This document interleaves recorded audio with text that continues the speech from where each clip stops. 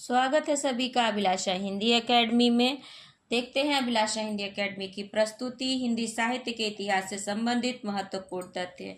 हिंदी साहित्य के इतिहास लेखन का सबसे पहला प्रयास फ्रेंच विद्वान गार्सा द तासी ने किया। इन्होंने इस्तवार द ला लिटरेतुर हिंदुस्तानी शीर्षक से फ्रेंच भाषा में हिंदी साहित्य का प्रथम इतिहास लिखा, जो 1839 में प्रकाशित हुआ। इसके द्वितीय भाग का प्रकाशन 1847 में हुआ। इस ग्रंथ के द्वितीय संस्करण का प्रकाशन 1871 में हुआ, जो 3 भागों में विभक्त हो गया।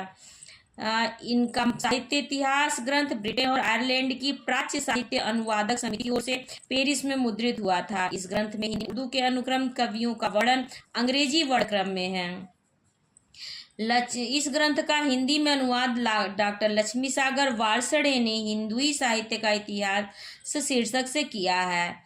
अन्य महत्वपूर्ण ग्रंथ हैं हिंदी साहित्य के the modern vernacular literature of Hindustan, George Grierson द्वारा लिखित, भाषा काव्य संग्रह महेश दत्त शुक्ल, शिव सिंह सरोज शिव सिंह सेंगर द्वारा रचित, मिश्र बंधु विनोद मिश्र बंधुओं गणेश बिहारी श्याम बिहारी और सुखदेव बिहारी मिश्र द्वारा रचित है।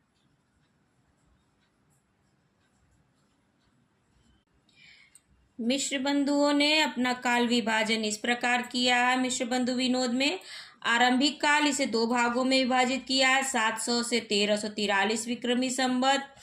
पूर्वारंभिक काल इसे नाम दिया। उत्तरारंभिक काल इसका समय है 1344 से 1444 विक्रमी संवत। फिर माध्यमिक काल को नाम दिया इन्होंने, इसे भी 2 भागों में विभाजित किया। पूर्व माध्यमिक काल 1445 से 1560 और प्रौढ़ माध्यमिक काल 1561 से 1680। उसके बाद तीसरा काल का नामकरण किया इन्होंने अलंकृत काल, इसे भी 2 भागों में विभाजित किया। पूर्वालंकृत काल 1681 से 1790 और उत्तरालंकृत काल 1791 से 1889 विक्रमी।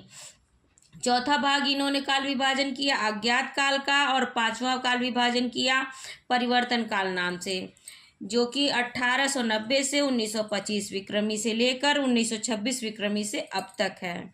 आरंभिक काल को आदि काल, माध्यमिक काल भक्ति काल, अलंकृत काल को रीति काल तथा परिवर्तन काल को आधुनिक काल कहते हैं।